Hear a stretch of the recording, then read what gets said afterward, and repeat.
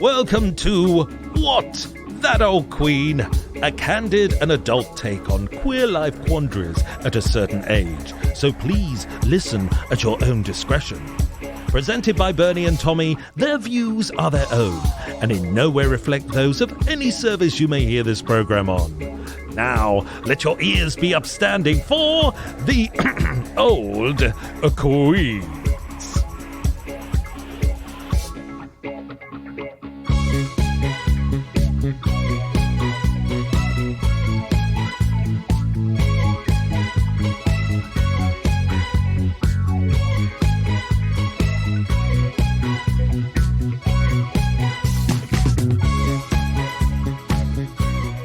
It's a very close day today, Tommy. The front door wide open. I know, and I'm still sweating like a pig in here. You got this, Bernie. I know, I can do it. I try not to electrocute myself by dripping all over the equipment. How many times has someone said to you got this today? That's the first time, actually. Okay, because I've started keeping a tally. Have you? Yeah, I've just got 2 today. Okay, well, but most of the time I don't talk to anyone. I just need to keep saying it to myself or record you saying it, and then I can just play it to myself. You could just play this podcast over again. I could do that. Yeah, I'll do that. But how are you doing? How's your week been? Not too bad, yeah. If you're a good boy, I've got behind me a Colin the cake. Oh. For you to have later. My neighbour just popped around with one for you. Oh. And one for me. That's very kind. And I love a Colin the cake, do you? Are we going to do a snack out of it on Colin the cake? Well, I think everyone knows the full flavour behaviour. The caterpillar. Yeah. Yeah. But was involved in a lot of controversy recently. Yes. Yeah. Colleen Nolan. Right. Because you know I'm obsessed with loose women. Yes. Unfortunately for myself. And everyone else who knows me, was on Loose Women today, and the presenter, Ruth, accidentally called her Colin. There was a comment made about it. She said, yes, Dan?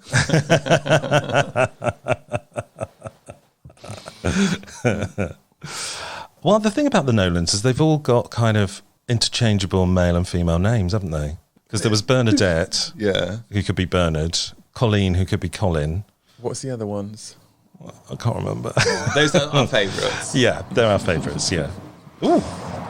We got the door open, so you're going to hear all the traffic and workmen today. So how's your week been, anyway? Yes, it's been an interesting week. I was invited to do a very corporate gig for a company. I don't know if I'm supposed to say who they are, so I won't. Okay. But it was just me talking about my work to a worldwide company. So people were on a Zoom call from all around the world. And actually 100 people logged on, which was much more than I actually anticipated. Wow. I did prepare quite a lot for this presentation, which was very informal, just me talking. It was kind of like a chat show, really, about my work. But halfway through the call, and I'm doing my Zoom call in front of my front door by my desk, my new mobile phone. I think I noticed the new was delivered. iPhone. Yeah, so I had to stop what I was doing and receive a package. But yeah, it went very well. The presenter was saying, like, this is a worldwide, it was a worldwide LGBT event where they were talking about my work in terms of like how I work with archives and stuff, tell stories that are hidden in some way.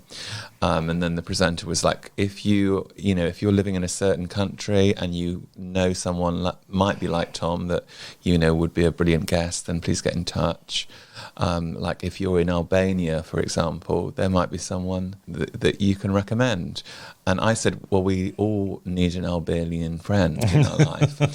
And then this woman piped up saying, I'm from Albania. So are you now her friend? I hope so. I mentioned this podcast and they all said that they'd listen in. So a big hello to the... I'm going to say Vertex because they were... Okay. I think it's fine. Yeah. And hello to the Albanian contingent. We're very big in Romania. So why we wouldn't be big in Albania, I have no idea. Well, I think we as well. are. Yeah, you know. Wow. I think that's fabulous. And hello to our new Albanian listeners. I mean, I think we're going to try and get the alternative narrative gig to Eurovision next year, aren't we? Has someone asked us to present the commentary? No, but I'm hoping they will. Well, someone suggested that we should. And one of our guests, Boogaloo Stew, has already done that. Instead of Graham Norton? Well, there were, I think, one year, I don't know if they do it every year, but they had an alternative commentary. Oh, okay. And Boogaloo Stew did it. I can't remember whether they did it 1 year or 2 years. I think you have to press the red button in order to access it. Oh, okay. Well, we had a brilliant night at the Eurovision. It was such fun. And I watched it 2 weeks later and still enjoyed it. So, there's dedication for you. So, yeah. I'm obsessed with Mayor of Easttown. Have you seen that? Not yet, no. Oh, it's so gripping. I'm like on episode 4 or something. And last night I considered just staying up all night and just watching all of them because it's so brilliant. Ah, okay. Yeah, it's like the best telly. On what platform?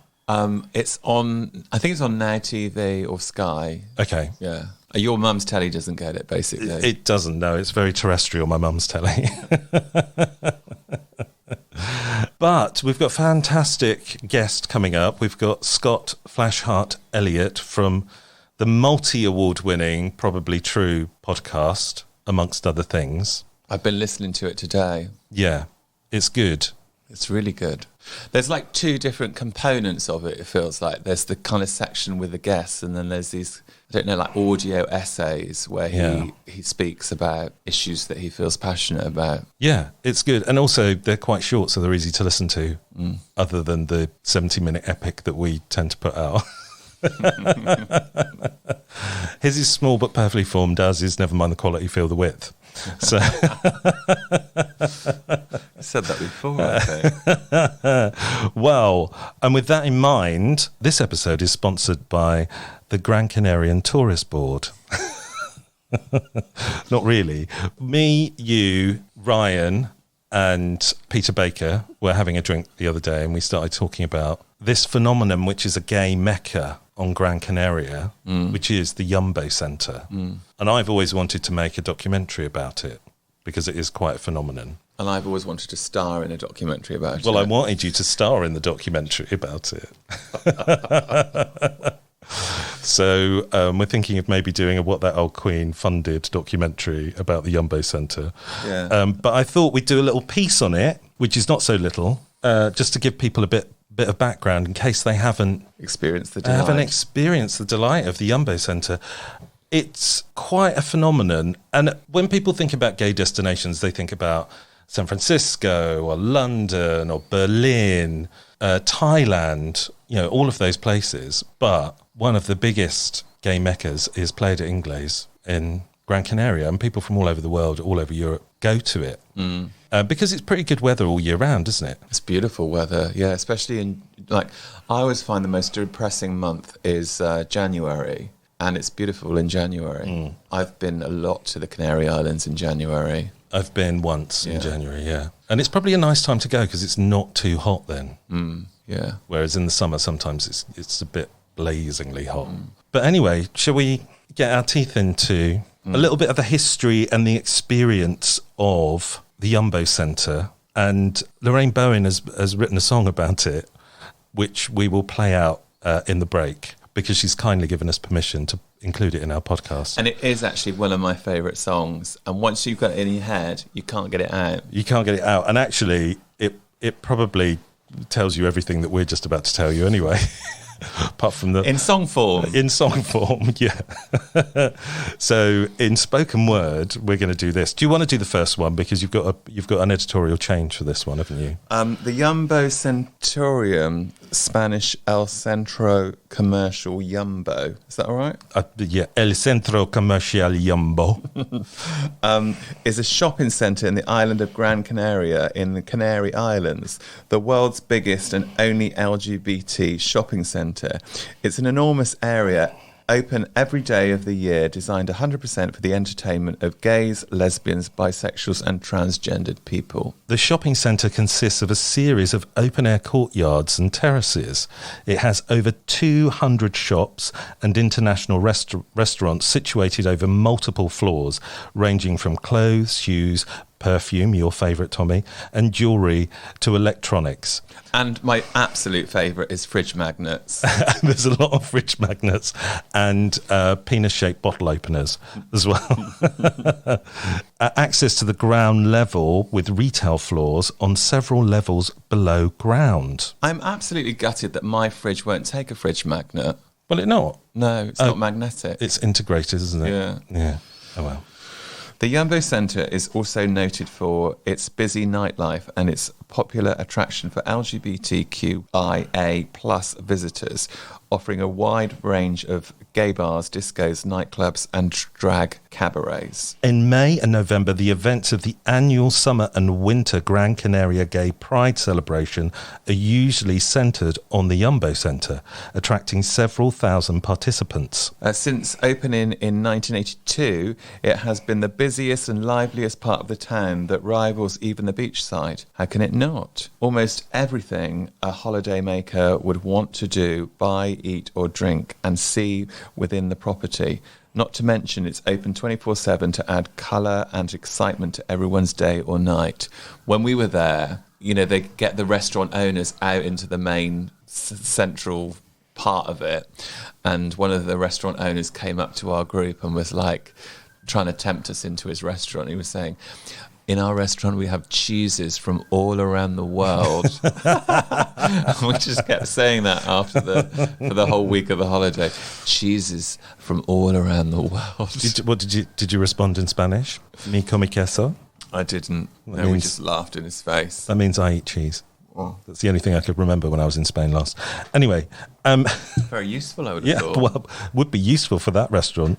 To say the Yumbo Centrum has plenty of restaurants is an understatement. It literally is the United Nations of cuisines.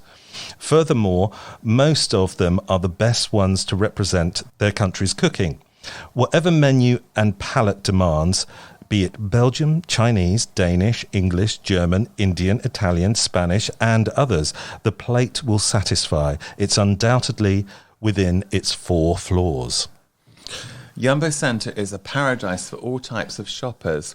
It also is a favourite of people who love luxurious brands. That's me. Due to the Canaries' taxation system, considered to be the best in Europe, items such as fashion pieces, jewellery and perfume are way cheaper there. There's also a bounty of bazaars where haggling skills are put to good use and budgets can be stretched. Necessity shoppers in the right place. The supermarkets here are quite extensive and have all the essentials. And that's by day. And this is the wonderful thing about the centre, is that it is 24/7. So by day, it's cafes and shops. But as soon as the night sky appears, the family-friendly Yumbo retires as if it never existed. Bright neon signs take the place of the sun and light up the building. It's liveliest as soon as the clock strikes 7 p.m. Along with loud music and intense lights, establishments have individual character too. What sort of individual character? Well, you've been there, you know. Well, there's lots of different themed kind of restaurants and bars and lots of drag bar. I think one of the drag bars I went to was called La Belle. I think we're talking about those now. Okay. Yumbo is home to 20 gay-friendly businesses, and their concepts make them stand out. Ever heard of fetish bars, dark rooms and leathers? Yes, the most popular gay bars and entertainment lounges are Adonis, Junior, Ricky's Cabaret, Sparkle's Show Bar, which I follow on Instagram, and they do live shows. Amazing. And it's my taste, but I think they're awful. Okay. But that's probably why I follow them. And Wonder Bar. For those who just want a night over cocktails and music, try Eiffel Bar or Mystique Bar. Okay. So the next couple of bits are from bringyourgayholidayoutoftthecloset.com. Just rolls off the tongue, that one, doesn't it? So hardly any of the spots at the Yumbo are crowded. The laid-back atmosphere can be explained not only by the size of the place, but because everyone there is on holiday. The good vibes hit you as soon as you walk in the door, and you feel much safer here at 3 a.m. than on the streets of any capital city. At the Yumbo, you can dress as you like because everything's normal here, it says. You can wear Armani jeans.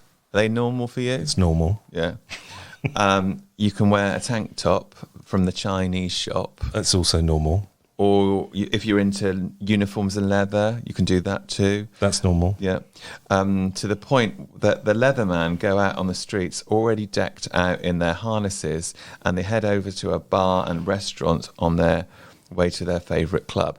Now, that was not my experience of it at all. Was it? It was very generic, like, I would say, tight T-shirts and skinny jeans. How long ago was the it you uniform. went? Excuse me, I got something in my throat. From the Yumbo Centre. I think it's a tight T-shirt from 4 years ago. It was 4 years ago that I was there. Okay. Well, it obviously changes over time. And I guess at different times of year when different events are on. Well, they probably have little festivals, don't they? Yeah. The positive attitude also extends to the waiters and other staff, as well as their professionalism and ability to brighten up the place, which they certainly do.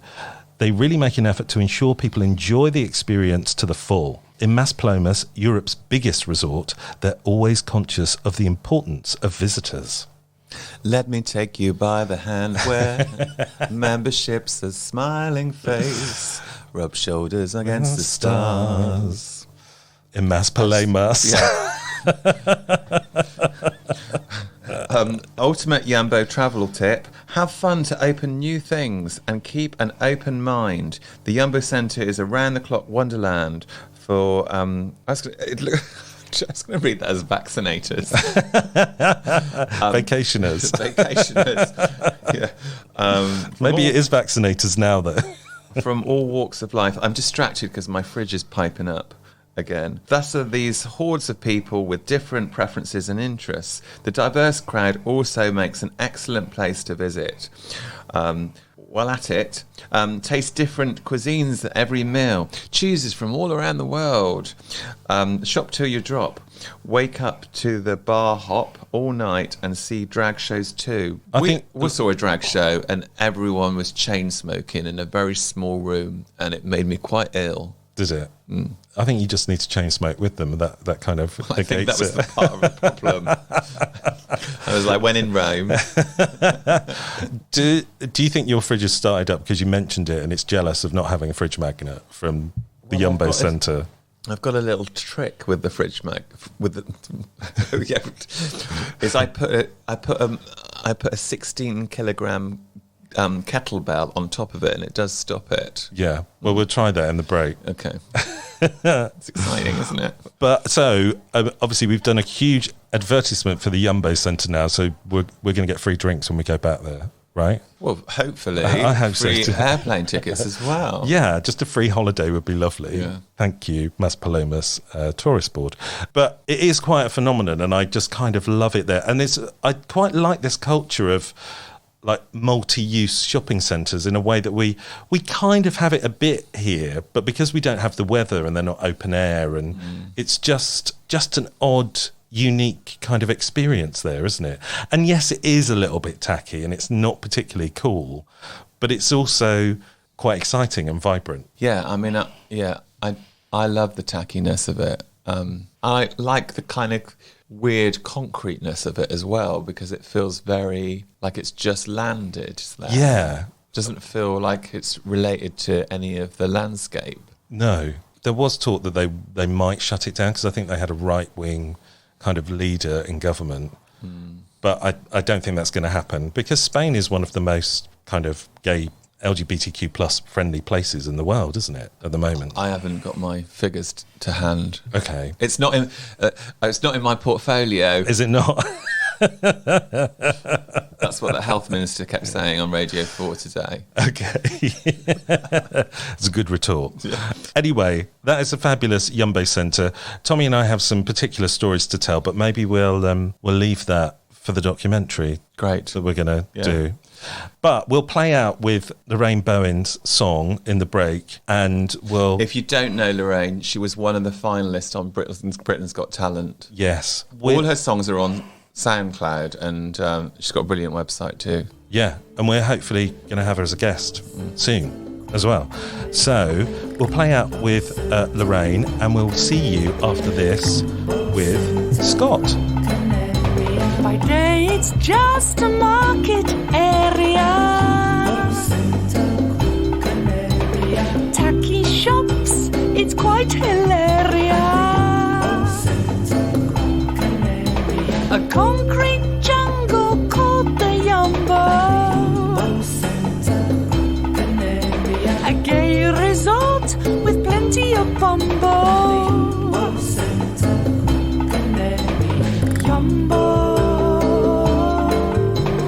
Yumbo Center, Gran Canaria, Yumbo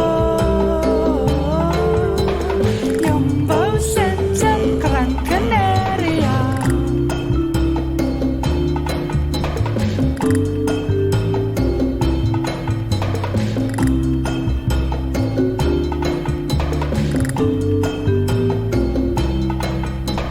Grab a cocktail in Bavaria. Lots of bears, the better the hairier. Parading peacocks and muscle merriers. My friend, he caught a load of gonorrheas.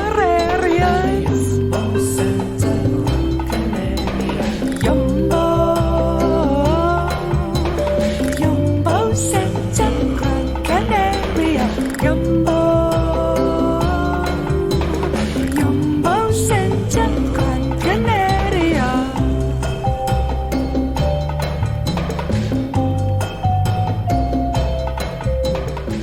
Okay, so we're back, and we have a fabulous guest, Mr. Scott Flashheart Elliott from the Probably True podcast, which is stories of queer life and even queerer sex.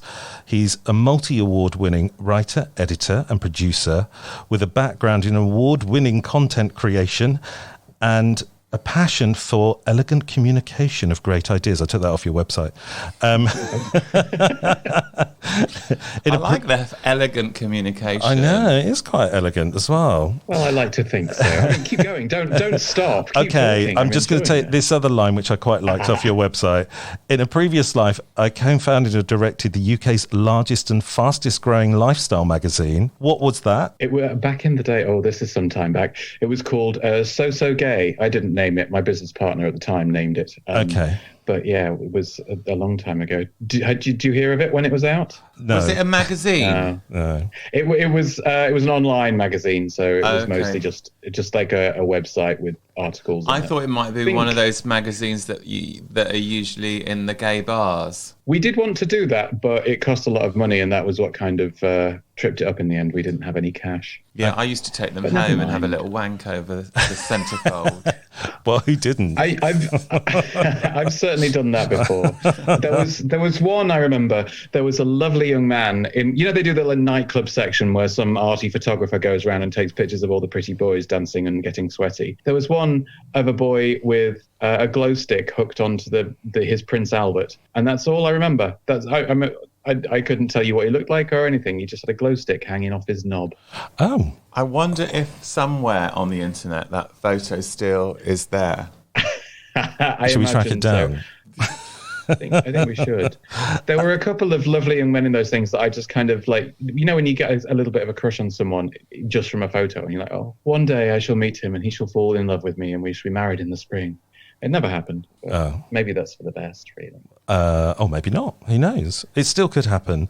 And you worked as a professional masseur.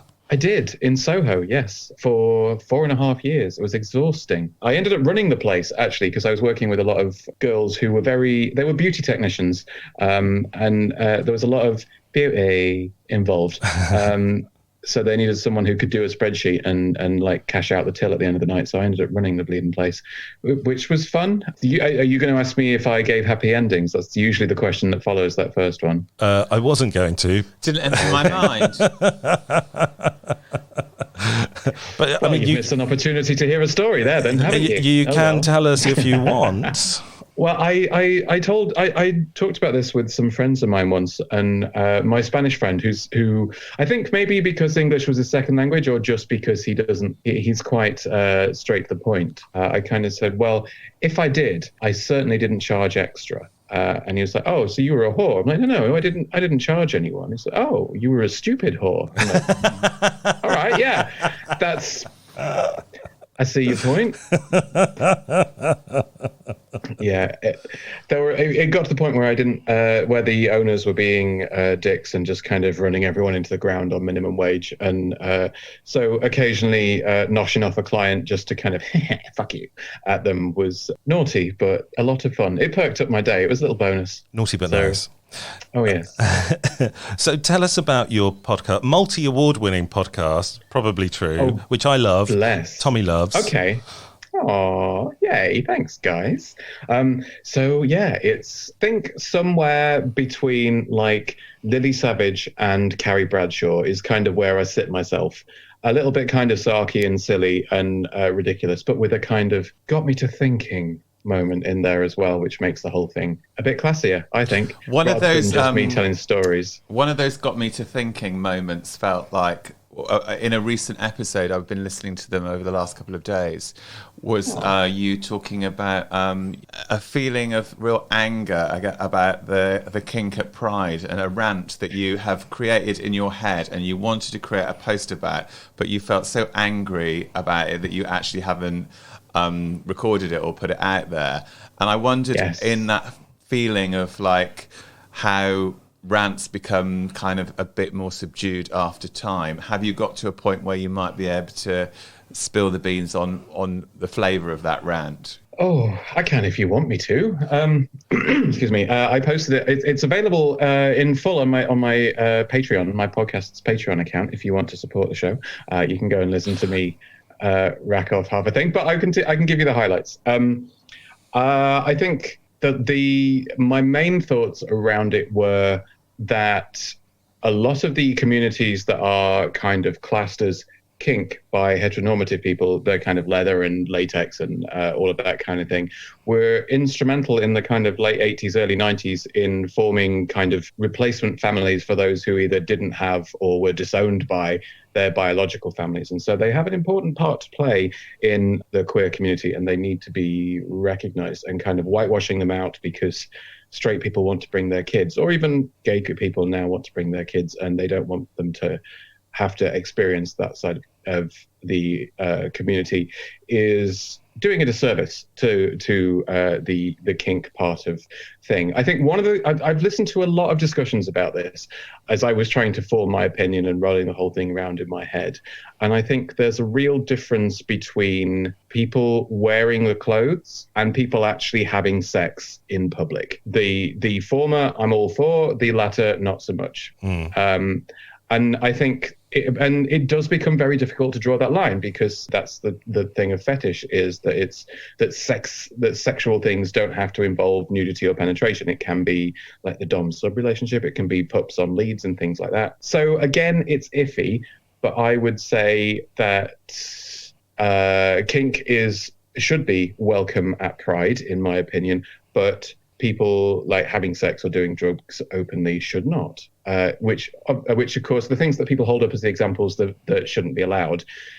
But then if you look at things like Carnival or not so much, Notting Hill Carnival, maybe, but I'm thinking more the bigger, more raucous ones kind of in the US and maybe South America. I don't know. I'm not really up on those. They're not LGBT, but they still have a lot of people having sex and being overtly sexual. And it seems that there's a little bit of a double standard there. It's like, oh, the gays can't do this, but we're not going to hold the straight thing up to the same kind of thing. But even something like Boomtown feels so hedonistic, that it probably does have that double standard, really, because it is about looking for something to criticise. Yeah. Well, lots of festivals do. I mean, festivals in general are pretty hedonistic.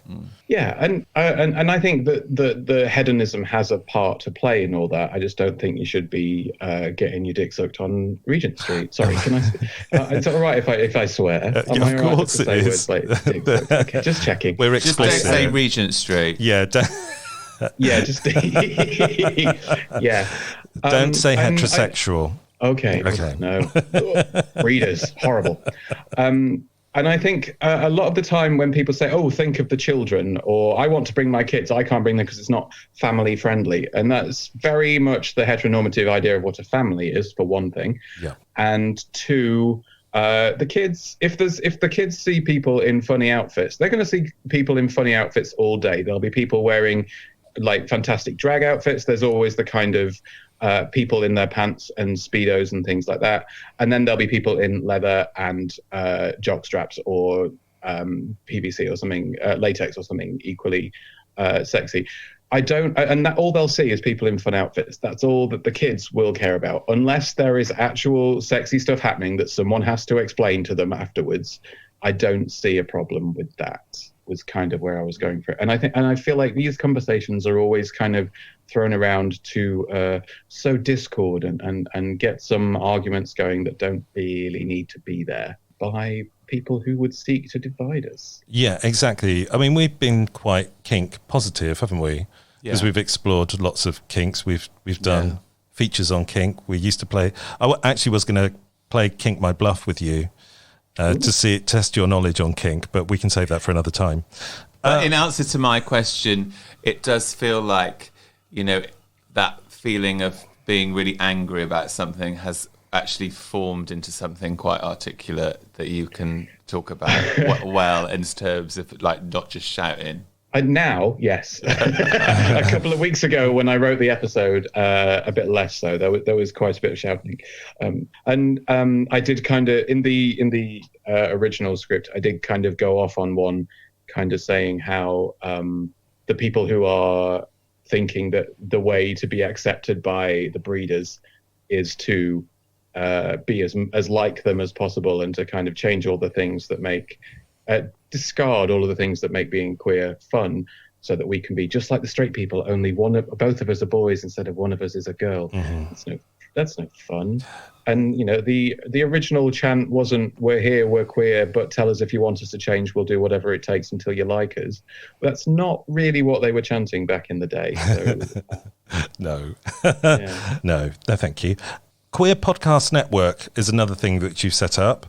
Are we now automatically members? Sure, why not? Congratulations. Yes, it was a thing I started back before the world ended, just to give, because I knew lots of people who were starting out and kind of getting into podcasting, and no one was really helping them. There were lots of people who were willing to pay to charge them to help them, and I was just kind of like, well, I worked it all out myself. It's not difficult, but it's nice to have someone to hold your hand and help you through it. As I'm sure you guys kind of, you guys kind of did this yourselves, didn't you? You're not you're not professional radio people. Well, you could be. I'm a voice artist and audio producer, so well, there you go. I kind of knew a thing or two, but it's been a huge learning curve doing a podcast. As compared to isn't it? To doing voiceovers, corporate voiceovers, which I do. It is really good fun. And also, I think one of the reasons why I wanted to do it is because I do a lot of corporate stuff and I wanted to do something queer because I didn't want to be seen as the voice of the patriarchy. Which, and I really, and also when I had the original idea, I think when I emailed you, I thought it was going to be me on my own, and it was also going to be a similar kind of monologue thing that you do. But then I thought no one's going to listen to it if it's just me on my own. So I asked Tom Marshman to do it with me, and it's far more entertaining. Yeah, I'm sure. Like it is. I think you chose well there. I think if I went back to start again, I would possibly. I don't know, because I'm so used to it now, and this is the thing. Like I make jokes about not having many friends, but I'm quite introverted, so I don't have that kind of close knit crew. So to do it on my own was my first nature, really. But it does get a little bit exhausting because if I don't do it, it doesn't get done. Whereas between you, you can spread the load, as it were, which is always fun, and kind of do bits and work together. And you also have, presumably, you have your own kind of social circles. So you're reaching out to two people's friend groups and beyond, whereas my friends are all sick of me talking about it now. I'm sure that's not true, because you're multi-award winning. I am, and I don't believe it either. Don't worry, you don't need to. You don't need to disguise that confusion in your voice, because I don't know how either. Well, not a clue. What's the top tip to win an award? Asking for a friend. Oh, okay. Because we haven't won any. But you have such great content though. Like I love you listening to your show. Like I was saying earlier, I've not made it through a whole episode, but I kind of jump in and out. I have this because no one commutes anymore.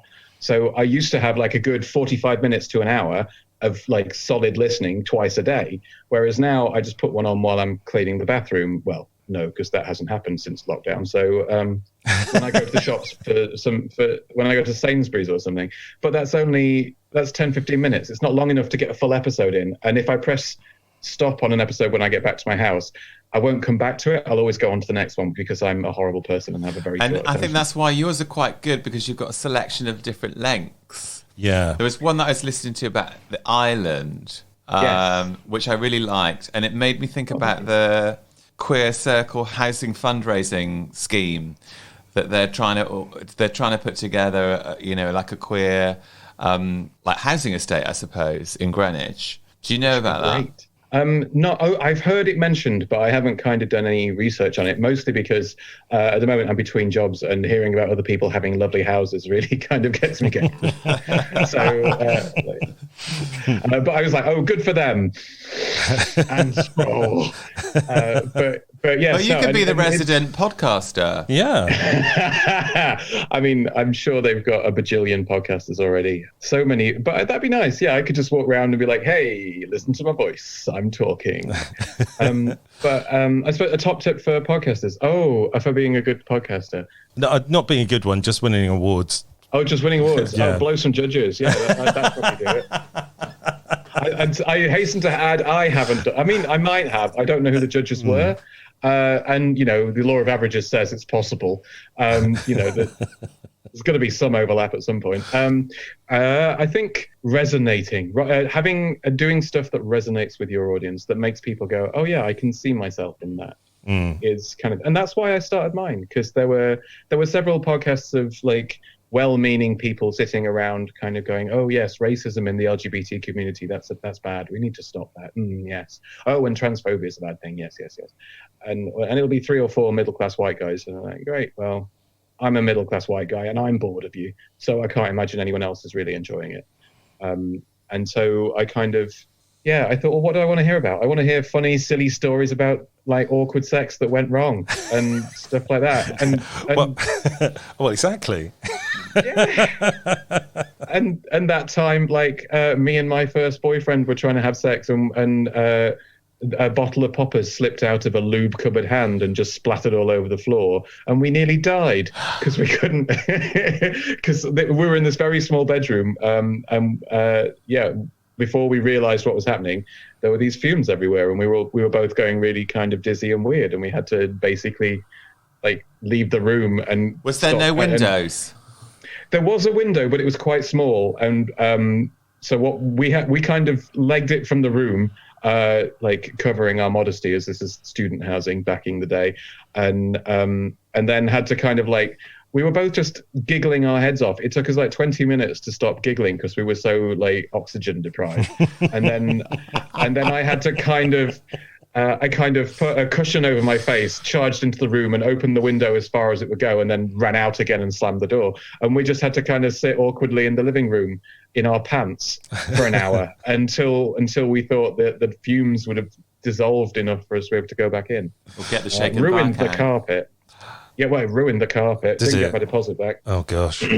Well, they are room odorizers, so I'm assuming that's what they're for, right? Well, who wants their room to smell like felt tips? I've never understood this. Like, Mine does a bit. but I bet it does, you filthy bit.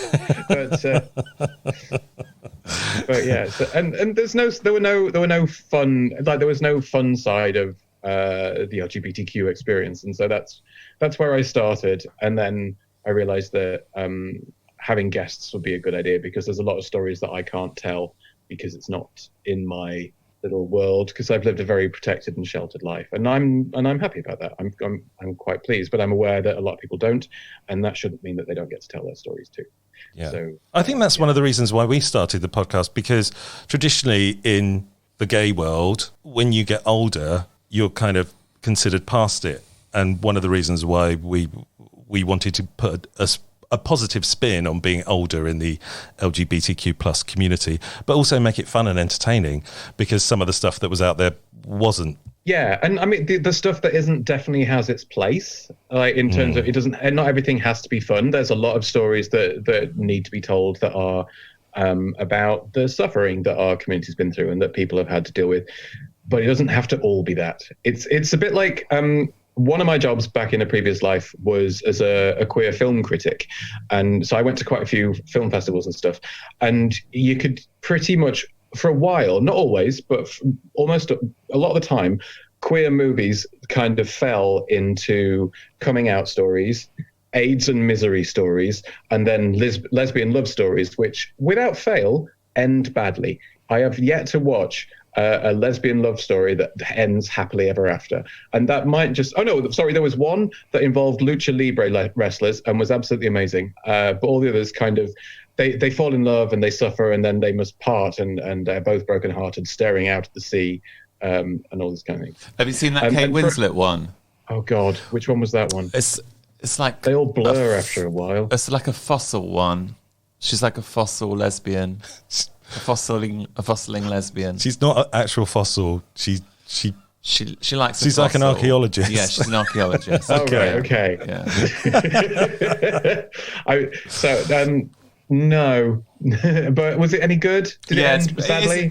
It does end sadly. It sort of has. There we go. It has the kind of same vibe as Portrait of a Lady, which I love as well. But yeah, it's not a happy ending.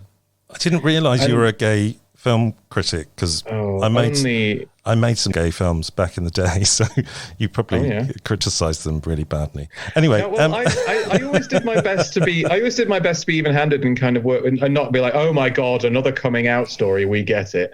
But there was always a soft spot for me where a film would find joy in the queer experience, because there is a lot of joy. Like, I think as British people, I don't like that phrase, but we do seem to have a bit of a gallows humor. We can find funny moments in quite heavy stuff quite a lot of the time.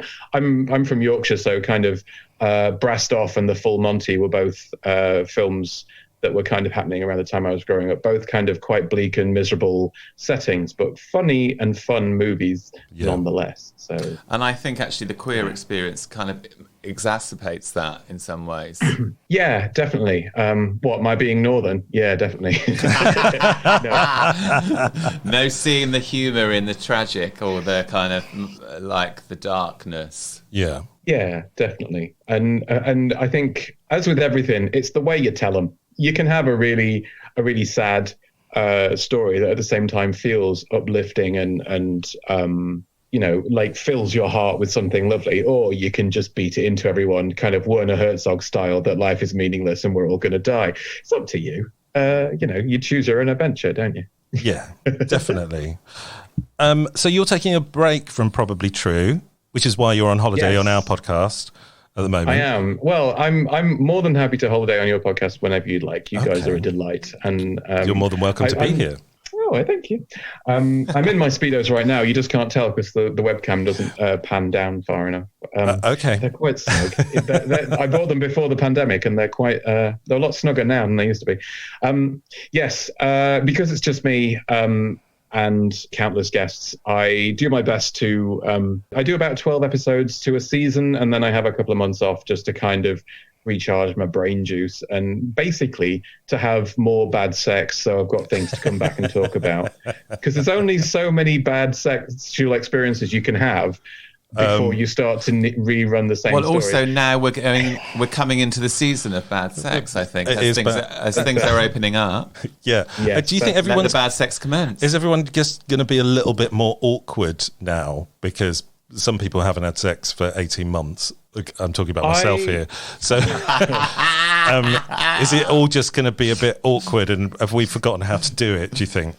I mean, I don't want to use the phrase like riding a bike because we've all ridden bikes. I feel like maybe this is a time, and I think I can't remember if I actually wrote this episode or if I just thought about it and then like went, oh, that's a good idea, and didn't do anything with it. But I was going to do an episode on something quite similar. On this is a chance to kind of reset and kind of go, all right, what am I not getting from my sexual experiences? What do I want?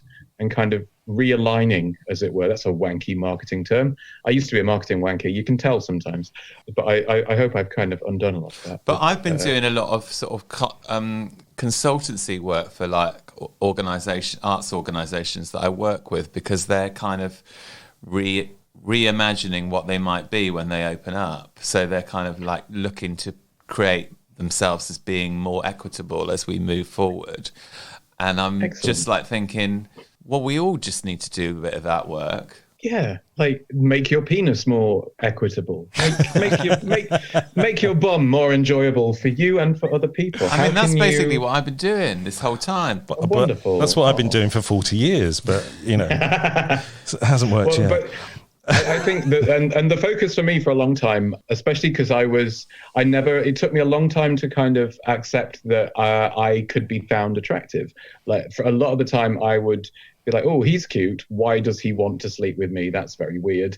I'm not going to say anything. I'm not going to like do anything that might discourage him. I'm just going to make sure he has great sex with me, because if he leaves thinking we've had great sex, then maybe he'll tell his friends and maybe someone else will want to have sex with me, rather than focusing on making it good for both of us. I was doing a lot of as long as he's happy, and then kind of just finishing myself off after he's left the next morning or whatever. Next morning, 20 minutes later. But I think a lot of queer people have that. I think I've had that. I think, and again, I think it's the fact that we're square peg round hole, because we're fitting into a society that doesn't really fit with what we are, that we tend to have low self-esteem sometimes. Definitely. And especially if you don't fit the standard template for what a good gay is. And, you know, I grew up in the 90s and 2000s. So the first time we saw gays on screen, it was Queer as Folk. So it was Charlie Hunnam as a 17-year-old, blonde and blue-eyed and beautiful with about 5% body fat. Or the slightly older and slightly creepy and predatory Stuart Alan Jones and Vince What's-It, his best mate. They're not, now we wouldn't see them as particularly healthy role models, but back then that was all there really was. It's the same with Will and Grace. They're both obsessed with being thin and pretty and attractive to everyone, and they speak in catty one-liners to each other, and none of that is healthy in reality, but it was entertainment. But I have to say, with Will and Grace, I have watched like the comeback episodes, and what I quite liked about it was it was those queens, but now in their 50s, and them dealing with being in their 50s, and that's what I loved about it, because it kind of took away all of that mystique that they had before, and actually they're dealing with getting older and not being the prettiest, you know. Okay, well that's good, because I didn't watch it because I watched it through the first time. I watched all of it when it was on in the early 2000s, and then someone I was like, unless it's going to be kind of very different, I don't know if I'll go back to it. And someone said, oh no, it's just more of the same. I was like, well, I don't need that. But perhaps I was misinformed and I should give it a chance. Well, it was kind of more of the same, but with a different outlook on it.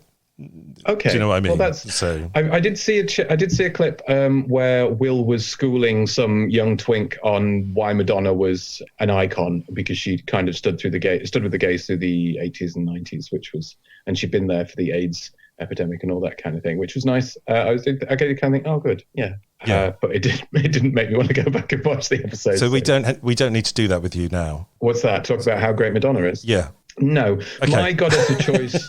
my goddesses of choice are Kylie and Cher, in a kind of yin and yang. I know I've seen your In Cher We Trust t-shirt, and I'm quite envious.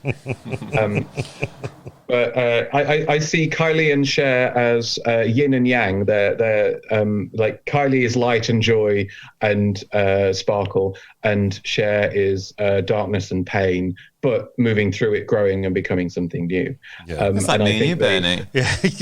Which one are we? Am I Cher? Yeah. I'm darkness and pain, obviously. And older. Anyway, shall we do some Queens of Agony? Surely, yes. Sorry. Okay. I'm going to do a big gong, because that's what I do. Yes. Ooh, well done. Can you hear that, your end? I could. You must be popular. With a gong like that. I know, right? We have a little gong bath before we do this. So, dear old Queens and Scott, in what ways, apart from being gay, are you different from the norm/majority, especially the ones by choice? I was thinking recently that being gay in some ways has made it easier for me to go against the grain. In other ways, as well as by giving me confidence to be different, stand by my convictions and not be bothered about being the minority. I appreciate being gay is not a choice, but I think it affected the choices that I actually make. My traits are gay, adoptive parent, vegan, immigrant, atheist, stay-at-home dad. P.S. Just as I typed that out, I realised I'm the Conservatives' bogeyman. LOL. Is he the stay-at-home dad? He's the stay-at-home dad.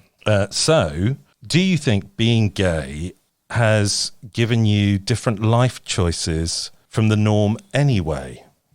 I think right? You have to look at the whole picture, really. Like, identities are intersectional, and, there's many aspects that make up who I am. Some of them is my background. Some of them is, I have dyspraxia and dyslexia. And I'm an artist, which is, people often struggle to get their head around what I actually do in a day, and how I could actually be busy when actually they only see me do a show. Well, they haven't seen me do a show for about a year and a half properly. So there's many aspects that make me who I am, and I think being gay is just one of the many. Yeah, but do you think being gay has helped you make those choices about choosing a different career path? Oh, is that the question? Kind of, I think.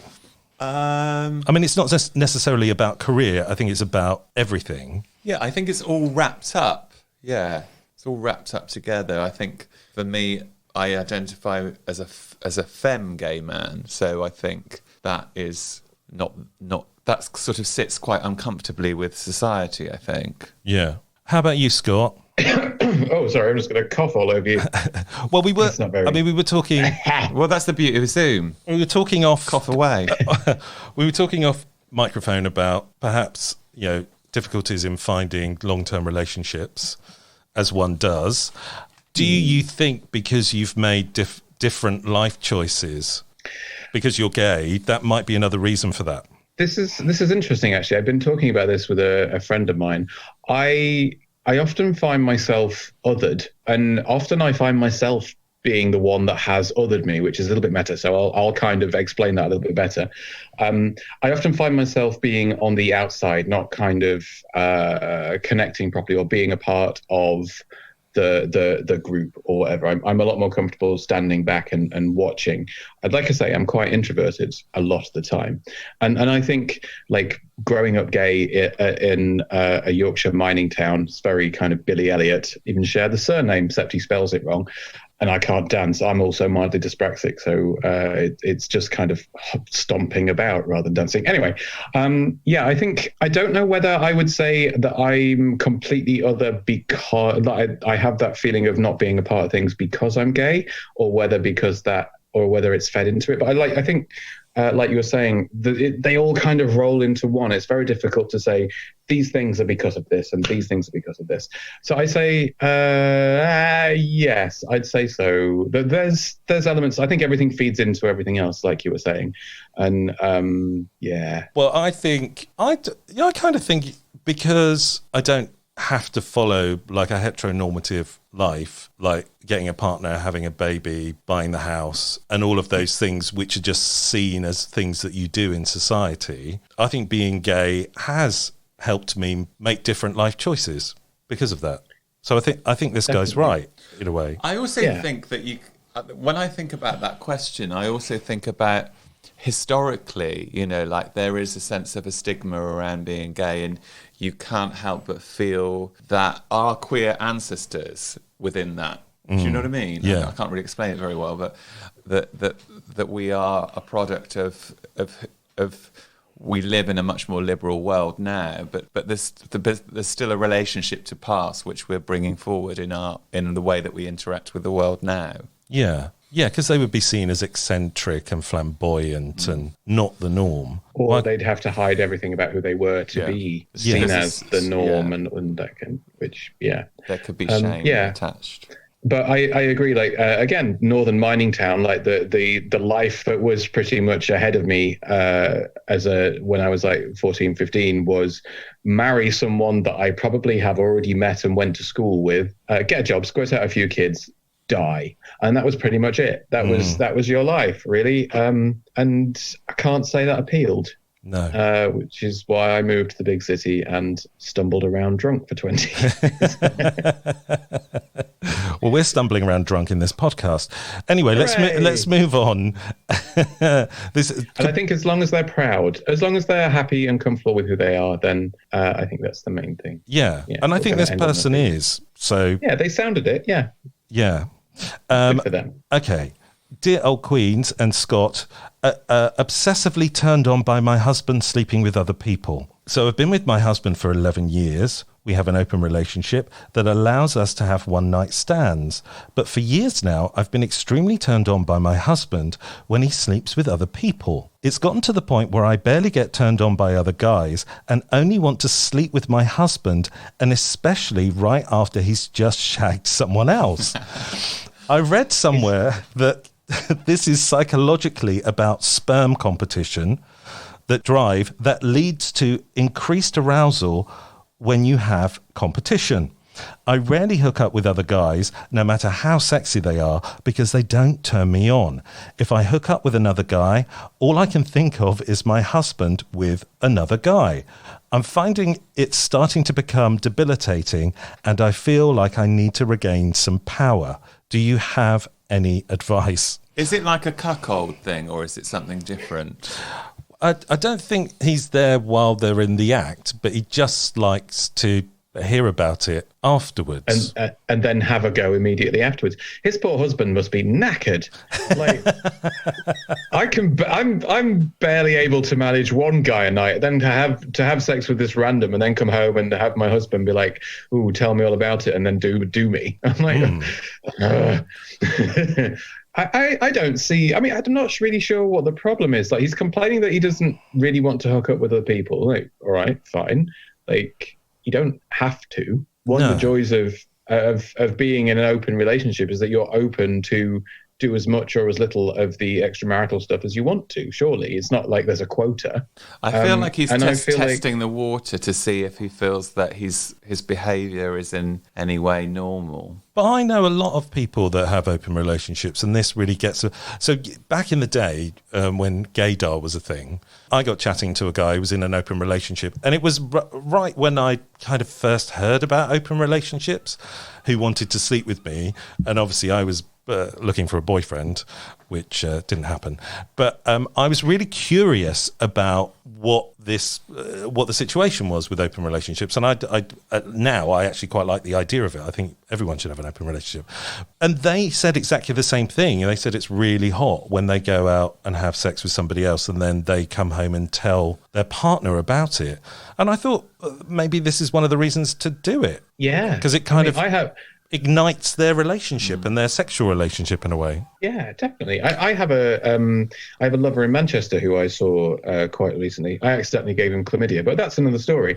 And one of the things that I really enjoyed about when we get together is that we can tell each other sexy stories about the stuff that we've been up to, and it turns the other one on. And occasionally there are photos and videos to go along with it. We can do a whole presentation about who was doing what to whom, and that for me is really sexy. That really gets me going. I mean, it helps that he's there with me. I imagine if he put on a Zoom call so I could watch him have sex in a different part of the country, wouldn't be quite the same. No. But hearing about it and all that, yeah, definitely gets me going. I wonder if there's a little bit of this, of almost like, I don't know this person that's emailed in, obviously, and I don't want to project anything of mine onto them, but I wonder if there's a little bit of residual shame around the open relationship kind of sexy kind of thing, because I'm wondering if there's a little bit of, oh, I shouldn't like this, I shouldn't want to know about it, they should do it without telling me, and it should be something that we never speak about, when much more healthily the thing would be to talk about it. And if you find it sexually arousing, then brilliant. I mean, as long as your husband's got another one in him, otherwise he's going to be sore more than anything. Well, maybe they could leave it a day or something. Yeah, have a go in the morning when he's had a nap and a Gatorade. Give him a chance to recharge. But I think I don't see a problem, really. And part of that made me smile was the slight tone of worry that they're only attracted to their own husband, and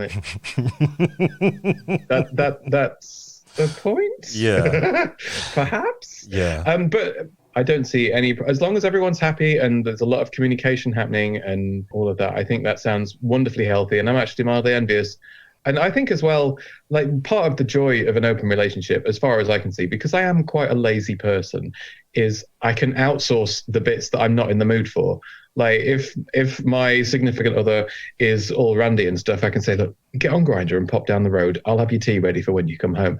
That for me, and I can sit and watch telly, catch up on my Netflix. For me, that is. Well, what I was thinking was I would actually like to receive a letter from the partner as well, and just to get another perspective. Maybe we'll get the retort next week.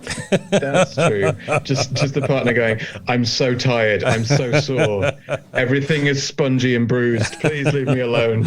I don't want an open relationship anymore. Okay. Anyway, I like you, Scott, I think there's no problem here, and I think that's all perfectly fine and healthy. I think maybe he's probably thinking I should be out there having sex with other people and enjoying it as well, but maybe that'll come at some point. Yeah, and the idea of being sex positive is to be, yes, having as much sex as you want is great, but also if the amount of sex you want to have is very little, then that's also fine. You don't need to be having a lot of sex to be sex positive. Indeed. Okay, let's move on. Got two more questions. Dear old queens, weird fetish, size difference. Is this weird/odd? Everyone thinks they're weird today, and it's all fine. Nobody's weird. I feel so weird. When I was little, my older brother played football, and his teammates would come over and lift weights in our basement. One was this really tall, muscular guy. He was like a giant to me. When I was in college, a guy on our rugby team was 6'7" and looked like a bodybuilder. He loved showing off his body and his size and strength, and would walk around lifting guys, wrestling them, and would do curls with some of the guys. I love that. I'd get so turned on. Well, this week... Me too. Keep talking. Well, this week, I met this guy who's 7 foot tall. Wow. And Good Lord. And I was hard as a rock the entire time I stood there looking up and talking to him. What's up with that? It seems so weird and bizarre. I'm generally not attracted to average men, but if they're at least 8 inches taller than me or super muscular, I get hot and bothered. Again, I don't see a problem with this. I just say, I just want to say yes. Yeah. Yes. I kind of go the other way. I tend to prefer boys that are a little bit shorter than me, mainly because they're easier to throw around the bedroom. I think, and also I'm 6 foot, so I'm not super tall, but I am slightly taller than average, and I feel like the moves I have work better on boys that are the same height or shorter than me. When I do hook up with someone who is noticeably taller than me, my moves are a little. There's like an angle of attack that's not quite the same, and I struggle to get some of the bits done that I'm trying to do. And I wonder whether it's similar to that, only the other way around. Like they like having the big guys on them, and they like to feel like small and squished and helpless and at the other guys. I'm sorry again. Because I feel like that. That's how I feel. But because I'm so tall, I feel like I would like to be smaller, because I feel like the moves that I've got in my Arsenal. Yeah, Arsenal are more appropriate for someone smaller. Yes, maybe. I like you. I'm 6'1", so most people are shorter than me. But I oddly do like it when someone is taller when I'm talking to them, because it doesn't happen very often, and I quite like the feeling of being a bit shorter. I don't know whether it affects. Yeah, I guess it might affect sexually if someone was taller than me. Doesn't happen very often. I don't think there's a problem with this. Again, it's not really. I feel like they're overthinking it. Yeah. Yeah, it's like that. It's not. I mean, I don't think it's a fetish. I just think it's what you like, and so there's nothing wrong with it. There's lots of straight porn for like massive, big, muscle tall men and tiny little females, and I think there's that sort of creeps into something that is a bit creepy in some respects, because it can be a bit paedophilic. Yeah. There was one, like, this happened recently, I think we might have talked about this on the podcast, where some guy was chatting to me on Scruff, and he had his question to me was, what if I was 2 inches tall and in your pocket? And that was a real... he had like a fetish for being tiny and me being a giant. And I didn't quite know how to handle that. How did you handle that? Well, I don't think I did. Well, you could have said, well, right now, I'm speaking to you on my mobile phone, and I'm just going to put you into my pocket. Yeah, maybe. Maybe I should have been more open to it. Yeah, I don't know. Have you ever had that, Scott? Just anyone want you to be a giant? Not really. One of my lovers liked that I could lift him up easily with one arm. He would like grab my hand and I could go like that and lift him, because he was a skinny little thing, and I'm all big and strapping. And there was a lovely young man that I had a couple of very sweaty and fun evenings with, who wasn't taller than me, but he was a lot broader than me, and it just felt nice to be held by him. He holds you nice. Yeah. Which was, so I think as long as you're enjoying it and everyone's consensual, I don't think that's that weird. Sorry, love, you're going to have to try a bit harder if you want to be weird. Indeed. Yeah. Okay, I think we've answered that one. So final one. What's the most embarrassing thing you've ever done? Mine is staying at my parents' recently and somehow managing to stream a gay porn video to their TV via their TV stick from the spare bedroom. They were downstairs watching something at the time. I said I accidentally clicked on a pop-up, but I feel like they know and I can't shake off the cringe. Ever since I heard, "Is that you sending that to the TV?" being shouted up the stairs, I haven't been the same person. Dear. This We've is... all been there. What a time to be alive. But is that the most embarrassing thing you've ever done? I don't know. I once had, when my mum was compos mentis and not in Shady Pines, she used to come and stay with me, and I had an Apple TV thing, which sometimes would go into kind of sleep mode and then share pictures from my phone, and I suddenly realised there was a dick pic on the TV. I don't think she noticed, and I quickly switched it off and changed it. But she probably would have liked it if she saw it, to be honest. She might have just thought it was a beautiful exotic flower. She might have done. Something by Georgia O'Keeffe, perhaps. I think my mum knows what a dick is. Anyway. I'm just looking at an orchid right now. As long as it wasn't your penis, I think there'd be an extra layer of awkward there if it was your dick that your mum was looking at. I was worried that it might be mine coming up next. So, yeah, I quickly switched it off. I had a similar thing. Like back in the day when I was at university, I had Windows on my PC thing that I would use for studying, and it had that kind of automatically uses the photos on the hard drive as your screensaver, and quite often nudes of me would pop up, and it became a bit of a running joke with my friends. But that's not even close. I mean, the number of embarrassing things I've done, and I mean, are we talking about things that I look back on now and think, oh, but at the time I thought were okay, or are we going more kind of really awkward, cringy, accidental kind of thing? I don't know. Whatever you would like to share, really, Scott. See, the one that comes to mind is one that I've been trying to find an outlet for in my podcast. So this is technically an exclusive, I suppose. I certainly haven't used this in any Probably True episode yet. But a couple of years ago, back in the before times, a friend of mine worked for Recon, and they were setting up their annual event. They have their big kind of fetish party. I can't remember what it's called, but it's at Fire every year, or it used to be. And they needed someone, a team of people to kind of come in and help set up the piss tank and the spanking saddle and all the different things that people use for various sexy things. And so I went along and helped them because it was like cash in hand, easy peas. And they were like, oh, if you want to stay and actually stay for the party, you can. I'm like, well, I am actually quite knackered because I've been here since 8 o'clock this morning. But yeah, sure, I'm here. I'll have a Red Bull and a sandwich. Why not? And they had a spare jockstrap or something that I could wear, so I didn't have to go and find anything particularly kinky. I wasn't particularly comfortable. I don't like it's different. I mean, naked is fine, but wearing a particular kind of getup doesn't really. Anyway, this isn't part of the story. And there was this really hot guy who was getting boned in one of the slings that I'd helped set up earlier that day.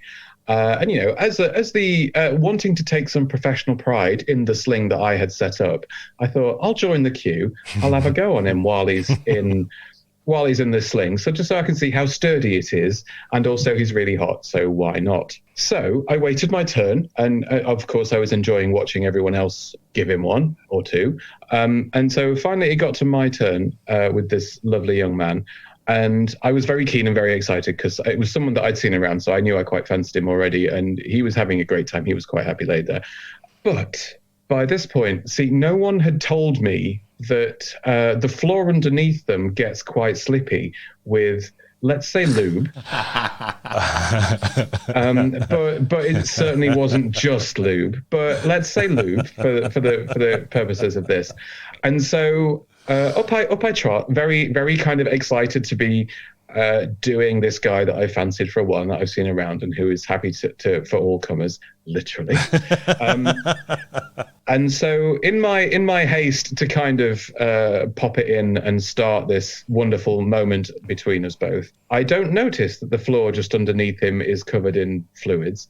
And so as I kind of lean forward so as to begin our little interaction, I slip and lose my balance. And obviously there's not a lot to grab on a sling because there's not much, there's only kind of the frame around the edge, and I was a little bit too far forward for that.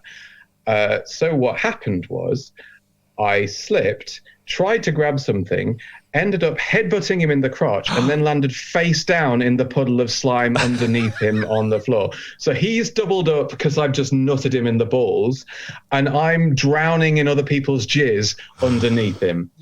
And of course, I get up, and it's all down my front, dripping off my chin and all over my chest.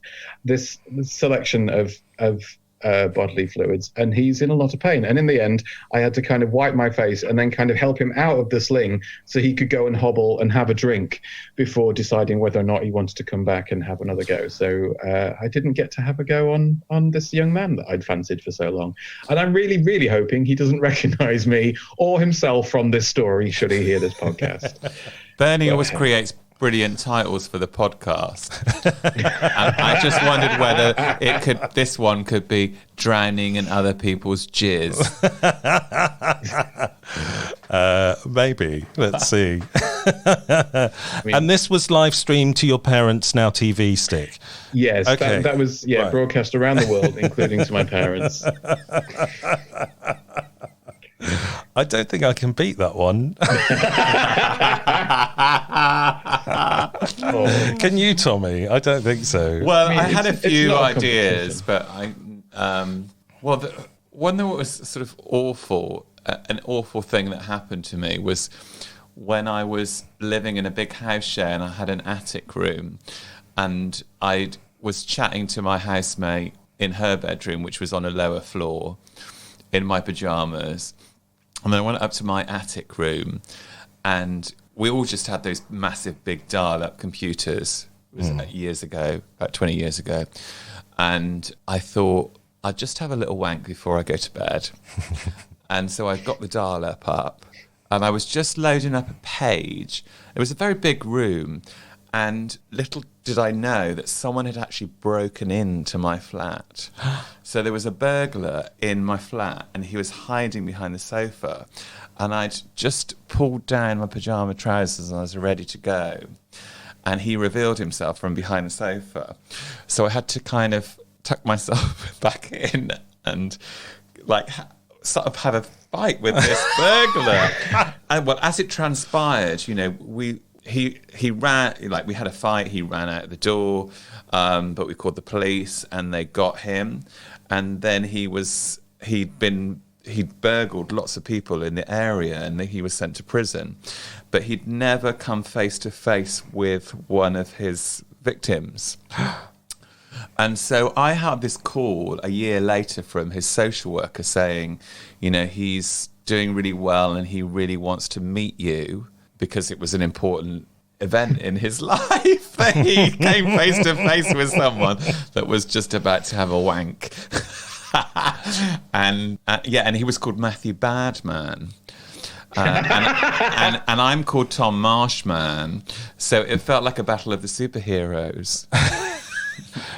Maybe he wanted to meet you because he fancied you. Well, he wanted to see where it could have gone. Yeah, I mean, it could have been... When you said he revealed himself, I was hoping for something different. I was expecting him to join in. Yeah, I was expecting like a porn scene scenario. I think that would have been too scary.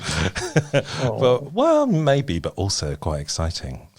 Perhaps. Anyway... I live to tell the tale. You have. Well done. and so has Scott, with a face full of jizz. Your turn now, darling. I can hear you kind of steer things away from having to share yours. I mean, everything I do is embarrassing, so it's just...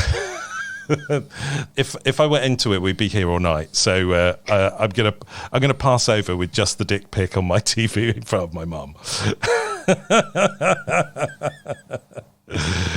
And also, we've come to the end of the podcast, I feel, because we've been on here for a long time. Scott, thank you so much for joining us. The time has flown. It's been an absolute pleasure. Please let me come back again. I'd love to do this more. That would be lovely. We'd love to have you back. We'd love to hear more embarrassing tales from you. Oh, my God. Jesus. Although you've made a whole podcast out of this, right?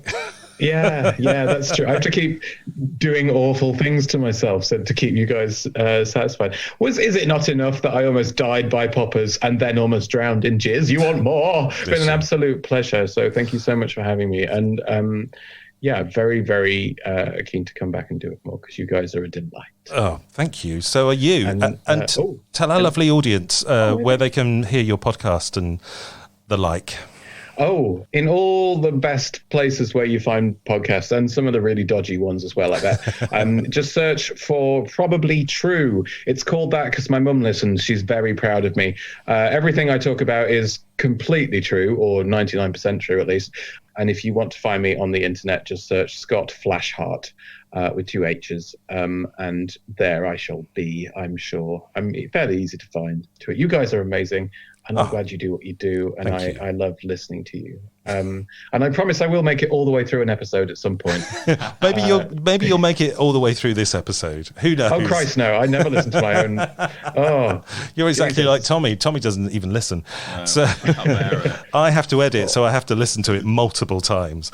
So, but anyway, Scott, thank you so much for being on the show. Please say goodbye to our lovely audience. Goodbye, lovely audience. I hope you've enjoyed this as much as we have. And if you want to hear the tables turned, I'm sure in the next season of Probably True, the lovely Bernie will be joining me for an episode to tell some filthy stories. To tell some awkward stories, which I haven't revealed tonight. Excellent. Tommy, please say goodbye to our lovely audience. Goodbye, lovely audience. Goodbye. Thank you for listening. Please join us next time for What's That Old Queen?